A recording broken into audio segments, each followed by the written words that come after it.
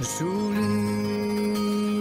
gracia del Señor. La Trinidad de Dios. La Trinidad de Dios. La semana pasada iniciamos con este tema sobre la Trinidad de Dios y decíamos el concepto de Trinidad y mencionamos que en la deidad hay una pluralidad. Hay texto bíblico, la palabra Elohim, manifestaciones de Jesucristo en el Antiguo Testamento, conocidas como cristofanías. Hoy vamos a hablar de la singularidad en la deidad.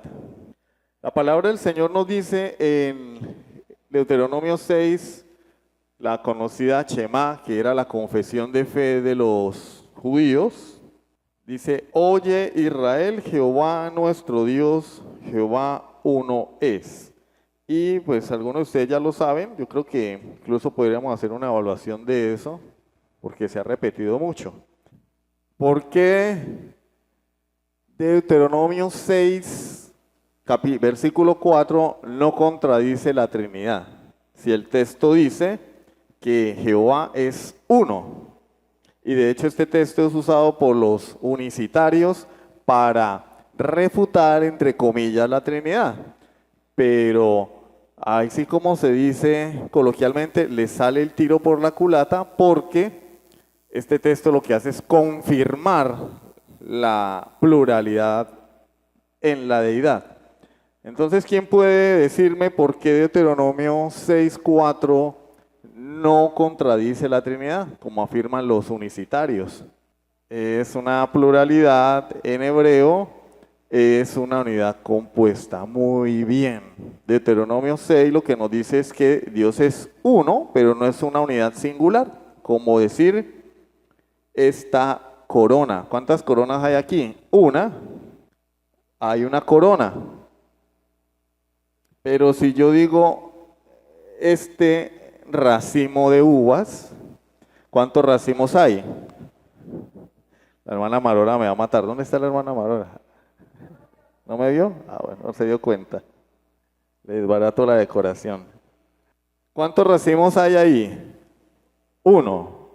Pero es un racimo que tiene una sola unidad que lo compone. No, hay varias unidades, varias uvas, por lo menos ahí mal contadas unas 60 uvas, por lo menos, entre esos dos racimitos de uvas. Es una unidad compuesta. ¿Cuántos racimos? Uno. ¿Cuántas uvas? Muchas. Está compuesto por muchas uvas. El problema es que nosotros en nuestro castellano tenemos uno. A algunos les gusta jugar uno, ¿sí?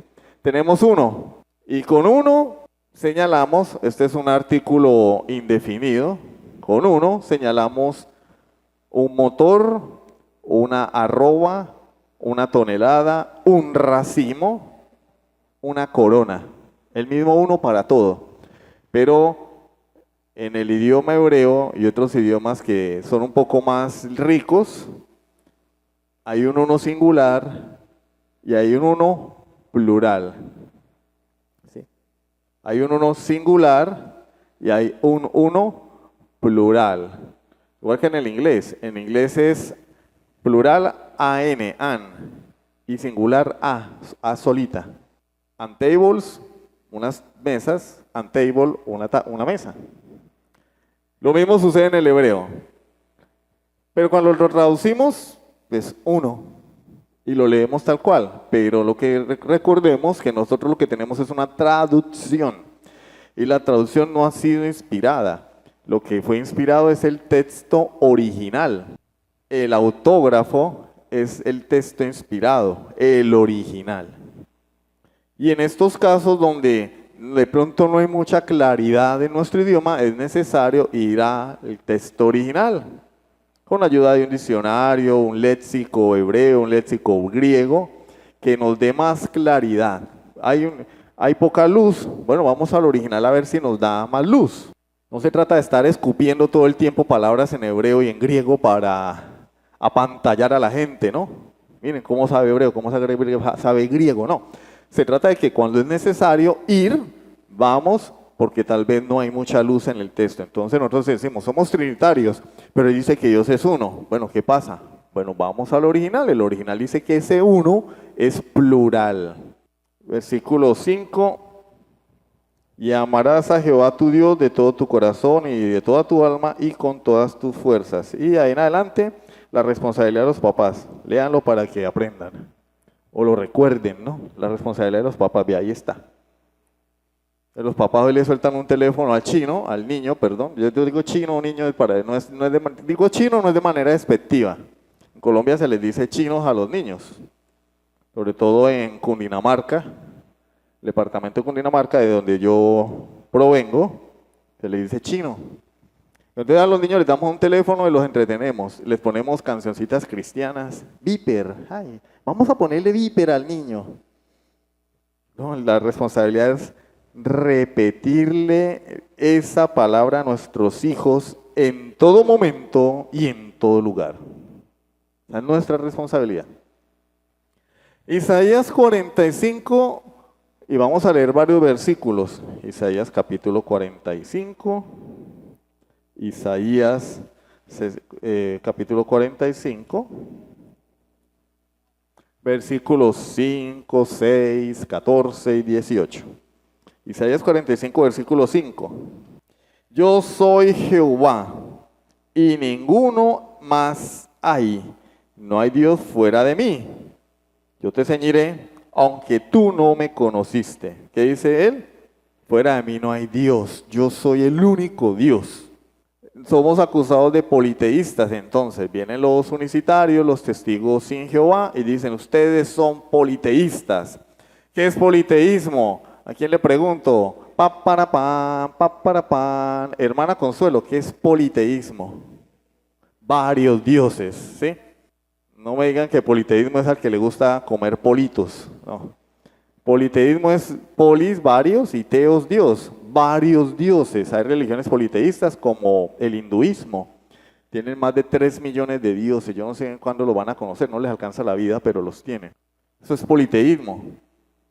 El catolicismo romano es politeísta porque tienen a Dios, a Yahvé, a la Virgen, al santo al santo aquel, y al Papa X, al Papa Y, y cada vez sale un santo diferente, canonizan hombres y beatifican mujeres y cada rato salen santos. Y a todos les rinden culto. Eso es politeísmo. Pero nosotros no somos politeístas. Lo que el texto está afirmando es que fuera de Dios no hay más Dios. Pero como ya vimos, ese Dios nuestro es un Dios plural. Versículo 6. Para que se sepa desde el nacimiento del sol y hasta donde se pone, que no hay más que yo Jehová, y ninguno más que yo. Ahí hay un texto para los buenistas. 7. Que formo la luz y creo las tinieblas. Y que hago la paz y creo la adversidad. Yo, Jehová, soy el que hago todo esto. ¿Dónde están los buenistas? Los que dicen que Dios solamente hace las cosas buenas y las adversidades que sufrimos son culpa del diablo, ¿no? Aquí dice todo lo contrario. Yo hago la luz y creo las tinieblas, hago la paz y creo la adversidad. Los del Evangelio de la Prosperidad dicen que las enfermedades son del diablo, que cuando la nevera está vacía eso es el espíritu de pobreza y toda esa basura que predican. La Biblia dice no, cuando me enfermo es Dios, y cuando la nevera está vacía es Dios. ¿Cómo la ven? ¿Cómo la ven? Ahí lo dice claritico. Enfermedad, Dios, no el diablo. La nevera está vacía, los bolsillos están rotos, la cuenta en X está en 0, debo todas las cuotas del crédito, Dios. Y yo por conchudo, por ponerme a comprar a crédito sin tener con qué pagar. Eso es uno conchudo. Pero no es el diablo, no, eso es el diablo, espíritu de pobreza, espíritu de enfermedad, espíritu de muerte, espíritu de escasez, toda la culpa es del diablo. Pues bacanísimo porque le echamos la culpa al diablo y nosotros somos inocentes palomitas que nunca hacemos nada malo, todo es culpa del diablo. Y se me presentó una mujer y me acosté con ella, esa era una diabla. Espíritu de fornicación, no, he fornicado, es mi responsabilidad, es mi culpa. Bueno, ahí salió ese paréntesis. Versículo 14. Así dice Jehová, el trabajo de Egipto las mercaderías de Etiopía y los sabeos, hombres de elevada estatura, se pasarán a ti y serán tuyos. Irán en pos de ti, pasarán con grillos, te harán reverencia y te suplicarán diciendo, ciertamente en ti está Dios y no hay otro fuera de Dios. Entonces, ¿cuántos dioses hay? Solo Dios. Nada de la Virgen María. Si usted tiene un cuadro de la Virgen, una estampita que se la regaló su abuela o se la regaló su tatarabuela y ha pasado de generación en generación y trae la suerte, la fortuna, bote esa vaina, hermano, que eso no sirve. Póngase a trabajar más bien. Eso no sirve, eso es basura. Eso es comida para las cucarachas, hermano. Bote eso. Pedazo de plástico ahí con un hilo colgando. No es que me la heredó mi tatarabuela. Bote eso, hermano, es idolatría. No hay Dios fuera de Jehová. Versículo 18. Porque así dijo Jehová, que creó los cielos. Él es Dios, el que formó la tierra, el que la hizo y la compuso. No la creó en vano, para que fuese habitada la creó. Yo soy Jehová y no hay otro. ¿Quedó claro que fuera de Jehová no hay más dioses? ¿Quedó claro? Volvemos al punto entonces. ¿Y entonces qué hacemos con la Trinidad? ¿Dónde encaja la Trinidad allí? Bueno, porque Jehová es la Trinidad. Y Jehová es un Dios plural. Y eso es lo que vamos a ver a continuación. Entonces, Dios es uno, según estos textos. Dios es uno. Hay un único Dios. El único Dios verdadero, lo dijo Jesús en el Evangelio de Juan, capítulo 17. Esta es la vida eterna, que te conozcan a ti. El único. No hay más. El único Dios verdadero. Los demás son dioses falsos. El único Dios verdadero. Solo hay un Dios verdadero. Los demás son ídolos fabricados por el hombre conforme a su imaginación. Y Pablo dice, un ídolo no es nada de este mundo. Pero el que sacrifica a los ídolos dice, adora a los demonios. Primera a los Corintios capítulo 10. Tú tienes un ídolo, estás adorando a Satanás. ¿Sabían eso? Tengo la Virgen, tengo a José Gregorio, a San a San Ángel, a San Pepito, tú adoras, lo veneras, le prendes velitas, una foto de tu abuela, tan buena que era. ¿Haces eso? No estás adorando a tu abuela porque tu abuela se murió. Está en el otro mundo. Adoras a José Gregorio, se murió, está en el otro mundo. Adoras a María, se murió, está en el otro mundo. Y Pablo dice, un ídolo no es nada en este mundo, pero lo que los gentiles sacrifican a los ídolos, lo sacrifican a los demonios. Tú estás adorando a algún ídolo, adoras a un demonio. Terrible, ¿cierto? Entonces cuando te den esas ganas de prenderle velas a la Virgen, a cualquier cantidad de santos, recuerda, no es un santo, es un demonio lo que vas a adorar. Porque solo hay un Dios verdadero, Jehová. Está la vida eterna, que te conozcan a ti, el único Dios verdadero, y a tu Hijo Jesucristo, a quien me has enviado. ¿En dónde radica la vida eterna? En conocer a Dios y en conocer a Dios hombre, Jesucristo. Ahí está la vida eterna, para los que también creen que uno no debe estudiar la Biblia porque eso es del diablo, ¿no? Sobre todo en los círculos pentecostales se dice, no, la letra mata, la letra mata. No han entendido lo que dice el texto, hermano. Habla de la letra de la ley. Nos mató porque no será imposible cumplirla. Al yo no poder cumplir la ley, me voy al infierno. Por eso habla la letra mata. Pero el Espíritu vivifica, porque por medio del Espíritu Santo yo puedo tener vida eterna. Si creo en Cristo, Él me da vida eterna cuando me regenera. De eso que habla el texto. No quiere decir que tenemos que ser alérgicos a la Biblia. Pero por ahí andan muchos que son alérgicos a la Biblia. No la leen porque dicen, la letra mata. Entonces, Deuteronomio 6, versículo 4 nos dice uno, y es la palabra hebrea echad.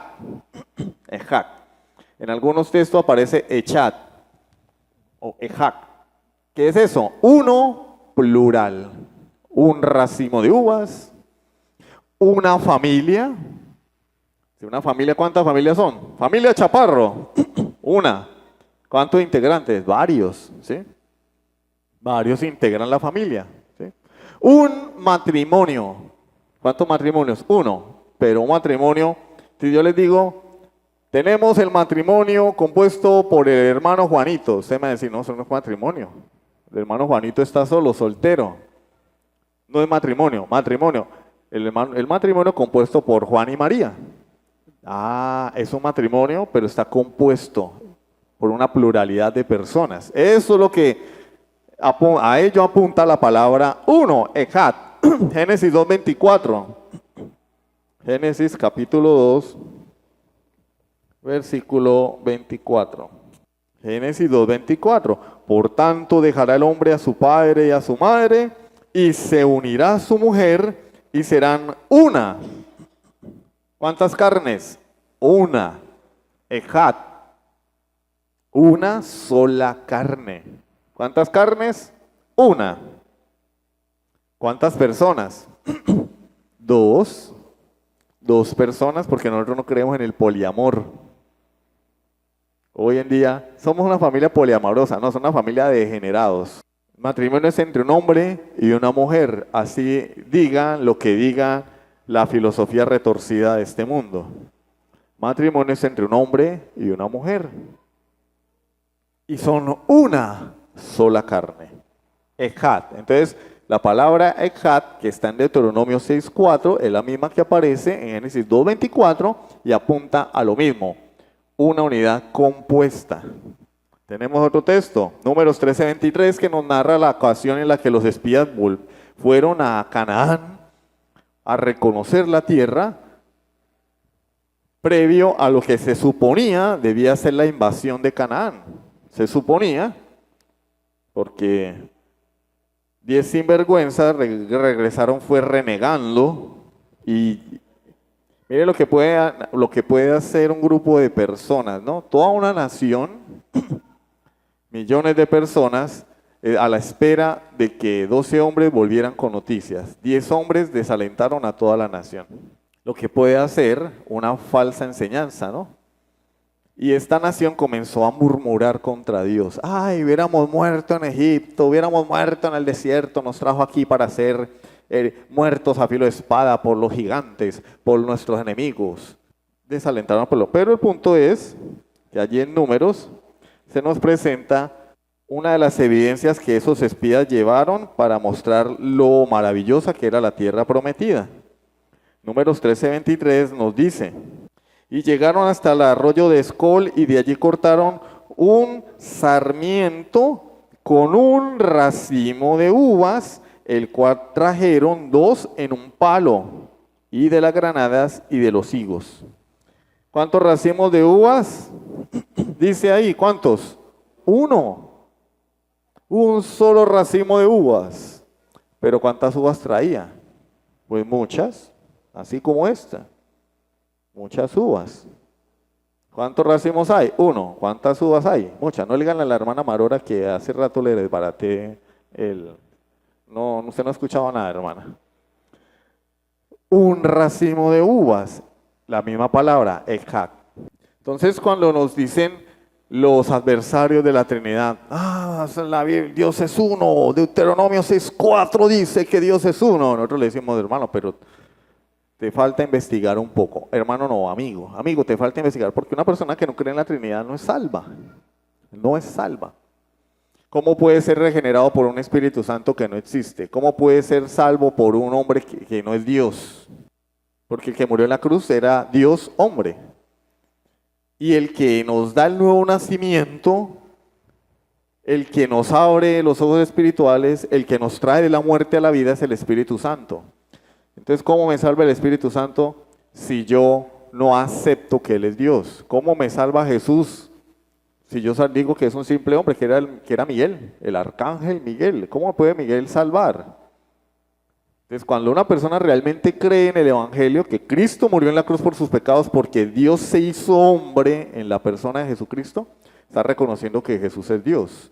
Pero si no reconoce que Jesús es Dios, pues se está creyendo en otro Jesús, hermano. Porque el Cristo que salva es Dios, tiene que ser Dios, para poder satisfacer la ira de Dios, para poder pagar la deuda con Dios. Si yo le debo $1.000.000 a la hermana Marora y voy y le salgo con 100,000, yo no puedo decir ya le pagué. Que le debo es 1.000.000, hermano, no le debo 100. Entonces le digo al hermano Javier, no, yo ya le pagué a la hermana Marora. Bueno, hay unos sinvergüenzas que son así, no, deben 1.000.000, abonan 100 y dicen que ya pagaron la deuda. Deje así. Oye, no, yo ya le pagué a la hermana. No, no le pagué, le di un billete de 100, no alcanza. ¿Cómo puede un ángel pagar la ira de Dios, satisfacer la justicia de Dios, pagar la deuda infinita que el hombre tiene con Dios por causa de su pecado? Si un ángel es un ser creado, no tiene el valor suficiente para pagar esa deuda. Solo Dios podía pagar la deuda y por eso Dios se hizo hombre. Tenemos que entenderlo. A ustedes le pregunten, le dicen al testigo sin Jehová, hermano, pero es que tu Cristo no me puede salvar, porque tu Cristo es un simple hombre. ¿Para qué vino al mundo a morir? Hubiera quedado en el cielo allá el arcángel Miguel y hubieran matado a Pablo, a Pedro, a cualquier otro. Igual es un hombre, es una creación, una criatura. ¿Podía Pedro morir en la cruz por nuestros pecados? No. Entonces, ¿por qué el arcángel Miguel sí? ¿Ve? ¿Ven la contradicción? Porque tenía que morir era Dios, pero Dios no puede morir. Por eso se hizo hombre, para morir. En su naturaleza humana murió en la cruz. Con su naturaleza divina pagó la deuda. Y ahí tenemos el sacrificio perfecto. Continuemos. Y ahora pues vamos a entrar en un análisis de cómo poder determinar o demostrar que hay una Trinidad. ¿Cómo? Bueno, porque en primer lugar, ya hemos establecido que hay una pluralidad, ¿sí? Pero también hay otro problema que para nosotros no, para los que no creen. El que no cree dice, bueno, yo sí le compro que hay un Padre, un Hijo y un Espíritu Santo, pero el Espíritu Santo no es la fuerza activa, así como la corriente eléctrica, así como el viento, así como la fuerza en Star Wars, ¿sí? La fuerza te acompaña, es una fuerza que nadie sabe qué es, pero por ahí anda. Sí, la fuerza, ¿y eso qué es? No, pues la fuerza es que los Jedi son los buenos y los Sith son los malos y los Sith están en el lado oscuro de la fuerza, los Jedi están en el lado bueno de la fuerza. Pero ¿qué es la fuerza? ¿Qué es la fuerza? No, es una cosa ahí toda rara y le da poderes a la gente. Pero la fuerza no habla, la fuerza no sabe qué es, no. El Espíritu no es una fuerza, el Espíritu es una persona. Entonces la Trinidad está compuesta por personas, no por cosas, no por algo abstracto que no se puede entender ni conocer. Personas. ¿Y qué es una persona? Una persona es un ser que tiene intelecto, emociones y voluntad, que son las categorías en las que han dividido al alma, ¿cierto? ¿No? Intelecto, emociones y voluntad. Una parte cognitiva, una parte emocional y una parte volitiva, que equivale a la voluntad del hombre. Es decir, el ser humano tiene la capacidad de saber, conocer, de aprender, tiene la capacidad de expresar lo que siente, sentimientos, emociones, y también tiene la capacidad de tomar decisiones. Si bien el Espíritu Santo, como Dios, no puede aprender nada, eso no significa que Él no lo sepa todo. Él sabe, lo sabe todo, y es lo que vamos a ver ahora. ¿Por qué? Porque no es necesario demostrar que Jesús es una persona. Jesús es una persona, hermano, tanto históricamente como bíblicamente, ¿sí? O sea, nadie puede negar que Jesús fue un personaje histórico, ni siquiera los enemigos de la fe. Fue una persona, estuvo aquí en la tierra, caminó, comió, murió en una cruz. Para nosotros resucitó, para nosotros y para todo el mundo, según la Biblia, según la verdad de Dios. Hay algunos que lo niegan, pero resucitó entre los muertos, está sentado a la diestra de Dios, pero es una persona, no hay que demostrarlo. Ahora, ¿con quién es el inconveniente? Con el Espíritu Santo. De Él sí necesitamos, o necesitamos no, ellos necesitan que se les pruebe que el Espíritu Santo es una persona. Bueno, a eso vamos. ¿Qué tiene el Espíritu Santo? Intelecto, Juan 14, 26. El Espíritu Santo tiene intelecto. Juan capítulo 14, versículo 26. Juan 14, 26.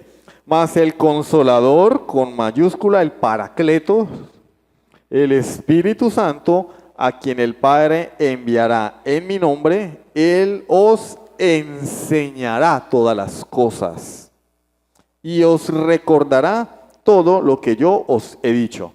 Hermano, ¿cómo le parece que yo, bueno, hay gente que pareciera que consumieran drogas, no, incluso dentro de la misma iglesia, y oyen voces y esas cosas? No, hermano, yo el otro día estaba, se fue la luz, y cuando llegó la luz me habló. No, la luz no habla, hermano, la luz no habla. Yo sentí que la corriente eléctrica pasaba por los cables y entonces la corriente me enseñó. No, la corriente no enseña. Es un fenómeno. La corriente es un fenómeno. La corriente no es un ser. Es un fenómeno físico. Pero la corriente eléctrica no habla, no enseña, no conoce, no aprende. ¿Quiénes saben y pueden enseñar? Las personas. Dice la palabra de Dios que Él nos enseñará todas las cosas y nos recordará lo que Jesús nos dijo. Eso, todos los días viene apareciendo gente con nuevas revelaciones. No, el Espíritu me reveló, yo tuve un sueño y el Espíritu me habló. No, nada de lo que está en la Biblia, puras bobadas, ¿no? Puras tonterías, ¿no? El Espíritu me dijo y yo escuché la voz del Espíritu que me decía, dale, camina, sigue, vas a ser millonario, invierte aquí, invierte. Pero la Biblia dice que lo que el Espíritu Santo nos va a recordar son las palabras de Jesús. Pero como las palabras de Jesús no hablan de ser millonarios y para algunos son aburridas, ¿a quién le va a gustar que el Espíritu Santo le diga, en el mundo tendrás aflicción? Que cuando uno está pasando por una situación difícil, el Espíritu Santo le diga a uno, esfuérzate, soporta, yo estoy contigo todos los días hasta la fin del mundo. Esto es normal, en el mundo tendrás aflicción, pero confía, yo he vencido al mundo. No te sorprendas cuando vengan tribulaciones a tu vida.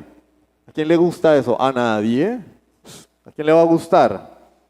Uno bien llevado en la inmunda, bien golpeado por la vida, como que la vida no le sonríe por ningún lado, y Dios en lugar de decirle a uno, ten fe, todo es posible, vas a ser millonario, Dios le diga a uno, aguanta, porque viene más.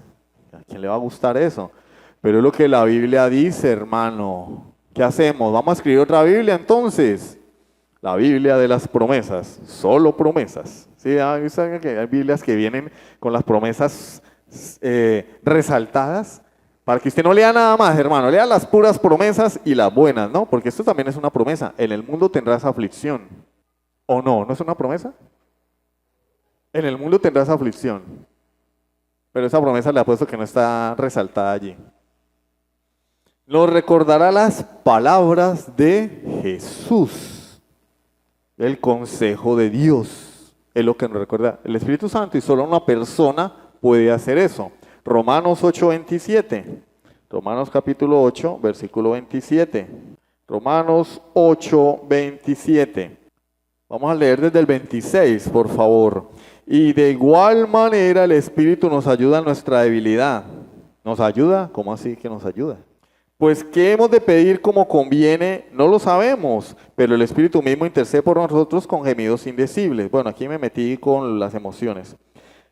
¿Tiene emociones? Miren, intercede con nosotros con una emoción que es imposible describir lo que el Espíritu Santo hace al interceder por nosotros delante de Dios. Pero vamos al 27. Mas el que escudriña los corazones sabe cuál es la intención del Espíritu, porque conforme a la voluntad de Dios intercede por los santos.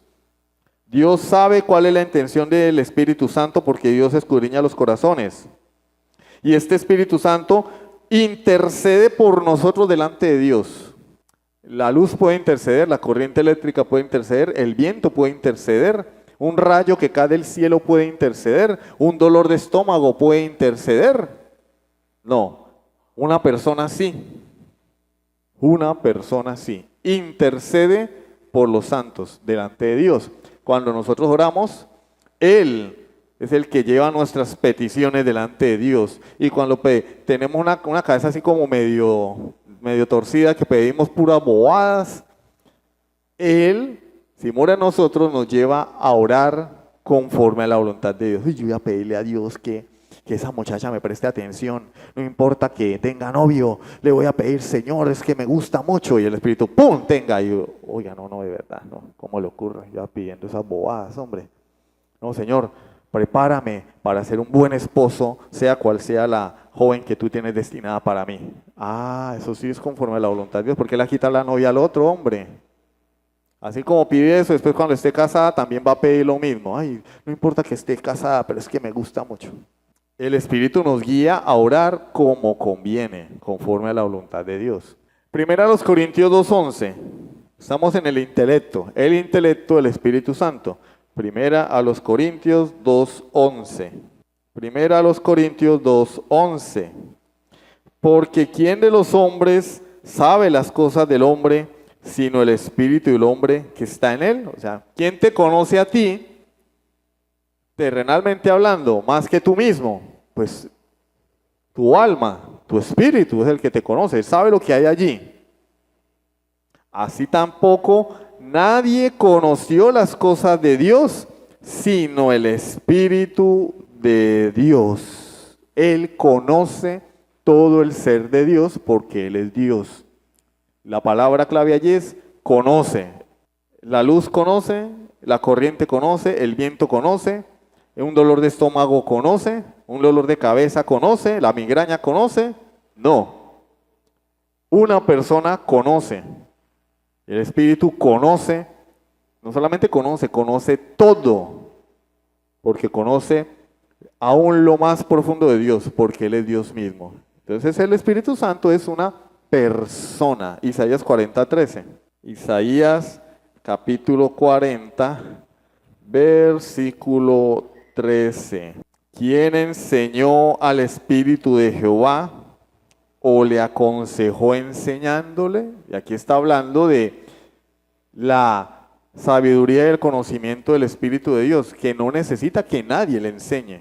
O sea, si él necesitara aprender algo, no lo aprendería de ti. Porque la pregunta es retórica. ¿Quién aconsejó al Espíritu de Dios? ¿Quién? ¿Quién? Y la respuesta para una pregunta retórica es obvia. Es nadie. La pregunta retórica es aquella que en la misma pregunta nos implica la respuesta. Pues nadie. Porque Él todo lo sabe.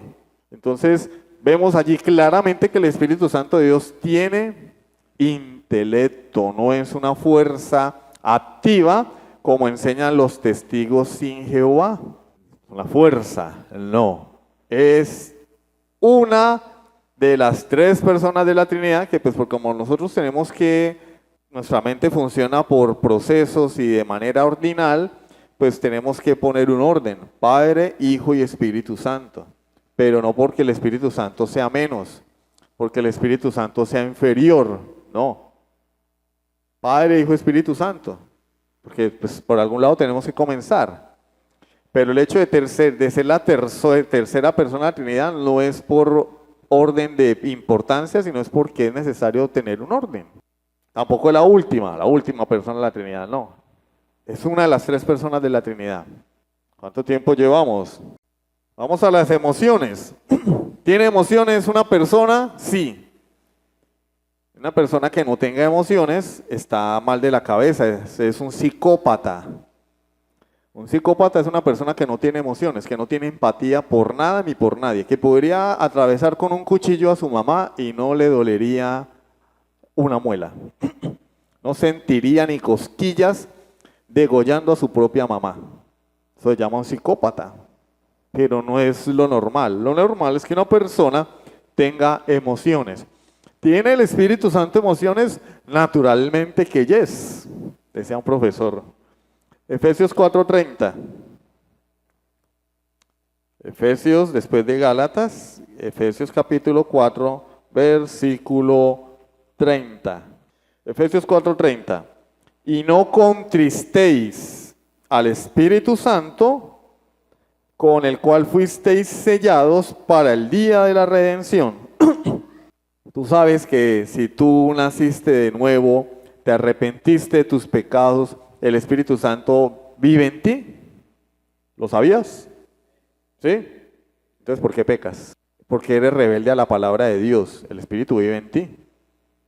Entonces, el punto de Pablo es, no peques de tal manera que ofendas, contristes apagues, pongas triste al Espíritu Santo. Porque Él es una persona. Cuando pecamos contra Dios, Él se duele, Él se ofende. Pues si se ofenden las personas, hermano, sáquele la lengua a un hermano de la iglesia a ver si no se va a resentir. No lo salude. Ay, hermano, no me saludó. El pastor no me saludó hoy. A veces hay gente que se ofende. Entré y nadie se dio cuenta. Nadie me quiere, todos me odian. Ahora, Dios, que vive en el creyente, cuando pecamos, se ofende, se duele, se resiente. Pablo dice, no lo contristen. Él tiene sentimientos. Habéis sido sellados. Él es la garantía. Él es el anticipo. Dios pisó el negocio en pocas palabras. ¿Cómo? Con su Santo Espíritu. Nos dio un adelanto y ese adelanto garantiza que cuando Cristo venga vamos a estar con Él. Pero la pregunta es, si tengo el Espíritu Santo, yo debo procurar no ofenderlo con mi pecado. Y no vivir por ahí pecando a diestra y a siniestra como si el Espíritu Santo fuera nada. Pero el punto es, Él tiene emociones. Romanos 15:30. Romanos capítulo 15, versículo 30. Pero ruego, hermanos, por nuestro Señor Jesucristo y por el amor del Espíritu. ¿El amor de qué? No, y cuando llegó la luz, yo sentí que la luz me amaba. Abrí la llave del agua y cuando me cayó el agua encima, yo sentí un amor del agua por mí. No, hermano, son objetos inanimados. Me cayó un coco en la cabeza y sentí que me amaba tanto el coco. No, es un objeto inerte. Solo las personas pueden amar. Y la palabra de Dios dice, por el amor del Espíritu, pero ruego, hermanos, por nuestro Señor Jesucristo y por el amor del Espíritu, que me ayudéis orando por mí a Dios. Por el amor del Espíritu Santo. Segunda a los Corintios 13:14. Se lo saben de memoria. Segunda a los Corintios 13:14. La gracia de nuestro Señor Jesucristo, el amor de Dios el Padre y la comunión del Espíritu Santo sean con todos vosotros. ¿La qué? La comunión, la común unión. La relación que tenemos íntima con el Espíritu Santo, el pueblo de Dios con el Espíritu de Dios tienen una comunión, una unión íntima, orgánica. Y Pablo dice, sean con todos vosotros. ¿Yo puedo tener comunión con los cables de la luz, con la corriente eléctrica? No. ¿Con el viento? No. Pero con una persona sí. Yo puedo tener comunión con mi esposa, con mis hijos, con los hermanos, porque son personas. La palabra comunión implica relación. Y en ese contexto habla de una relación íntima, espiritual, con la tercera persona de la Trinidad. Santiago 4:5. Santiago 4, versículo 5. ¿O pensáis que la Escritura, leamos desde el 4, de pronto si hay algún mundanillo por acá que le guste, las cosas del mundo lo jalan? ¿O almas adúlteras? Tú estás casado con Dios y le coqueteas al mundo. ¿O almas adúlteras? ¿No sabéis que la amistad del mundo es enemistad contra Dios? No, yo no soy amigo del mundo, ¿sí? ¿Y por qué te la pasas clavado en el teléfono mirando cosas terrenales todo el tiempo? Pasas 2 horas mirando cosas en Temu, pero ni por accidente agarras la Biblia. Eso es mundanalidad, hermanos. Pasas 2 horas en redes sociales, pero ni por accidente te arrodillas a orar, a no ser que te duele el estómago. Ahí sí te arrodillas a orar. Pasas 3 horas en Facebook con tus amigos, mirando dónde estuvieron, con quién estuvieron, codiciando lo que tienen, pero no eres capaz de venir al culto de oración. Y me dices que no es mundanalidad. Eso es mundanalidad, hermano. Te vas al centro comercial toda una tarde el domingo, llegas cansado en la noche, pero ya a esa hora, pues, ¿qué vamos a ir a visitar a ningún hermano? Ni que vamos a agarrar la Biblia, ni que vamos a escuchar una predicación. Ya llegué cansado. Me vas a decir que eso no es mundanalidad. Eso es mundanalidad, hermano. Y Santiago dice, oh almas adúlteras. ¿Por qué? Porque se supone que estás casado con Dios. ¿No sabéis que la amistad del mundo es enemistad contra Dios? Yo estoy casado con mi esposa y si yo me voy a la cama con otra, eso se llama adulterio. ¿Sí o no? No tengo que irme a la cama con ella. Jesús dice, desearla en mi corazón. Estoy con Dios, pero deseo el mundo. Adulterio. Adulterio. Y Santiago dice que es enemistad contra Dios. Cualquiera pues que quiera ser amigo del mundo se constituye enemigo de Dios. ¿Quieres ser amigo del mundo? Serás enemigo de Dios. Y al infierno vas a ir. ¿O pensáis que la Escritura dice en vano, el Espíritu que Él ha hecho morar en nosotros nos anhela celosamente? Él puso su Espíritu en ti si tú has nacido de nuevo. Y ese Espíritu es celoso. Te quiere solo para Él. Deja de coquetear con otros amantes. Es lo que dice la Biblia. Deja de coquetear con el mundo y las cosas de este mundo, porque si no estás en adulterio espiritual, porque el espíritu es celoso. Solo una persona puede ser celosa. Solo una persona puede tener celos, sentir celos. ¿Quién? El Espíritu Santo, porque le pertenecemos a Él. Isaías 63:10 y con esto terminamos. Isaías 63:10. Mas ellos fueron rebeldes e hicieron enojar, ¿qué? Su Santo Espíritu, por lo cual se les volvió enemigo y él mismo peleó contra ellos. El pueblo de Dios fue rebelde a la palabra de Dios, hicieron enojar su Santo Espíritu. ¿A quién se le hace enojar? ¿Al ventilador? Era que no lo prendí. Cuando lo prendí estaba bravo el ventilador. No, hermano. Una persona se enoja, el Espíritu Santo se enoja cuando el pueblo es rebelde contra Dios. Y dice que por esa razón Dios mismo se hizo enemigo del pueblo. Peleó contra su propio pueblo por su rebeldía, porque lo hicieron enojar. ¿Quién se enoja? El Espíritu Santo de Dios, porque es una persona. Tiene emociones y tiene intelecto, hermanos, como hemos podido ver claramente en las Escrituras, no en forma oscura. Acá no se torcieron textos, acá solamente leímos los textos e interpretamos el texto claramente. Ahí está claro, hermano. No hay que hacer ninguna maniobra para entender lo que dicen los versículos. Está claro, el Espíritu Santo es una persona porque tiene las características de una persona, emociones e intelecto. Y la semana que viene continuaremos con la voluntad, ¿listo? Bueno, vamos a orar para finalizar. Los hermanos encargados del refrigerio se pueden ir preparando. Refrigerio, pan con café. Si hay pan, si no hay pan, pues entonces será café puro entonces. ¿Listo? Si hay pan, listo, entonces pan con café. Vamos a orar.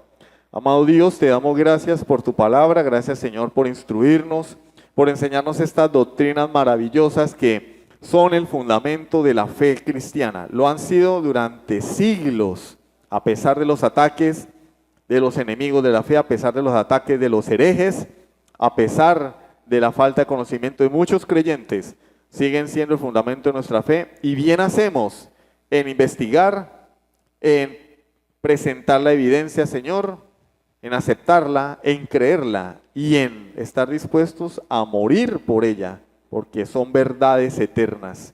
Padre, ayúdanos a entenderlo, a aceptarlo, Dios, y a vivir a la luz de estas verdades. Tu Espíritu mora en nosotros. No debemos contristarlo. A tu nombre la gloria. Oramos en el santo nombre de Jesucristo. Amén. Sublime gracia del Señor.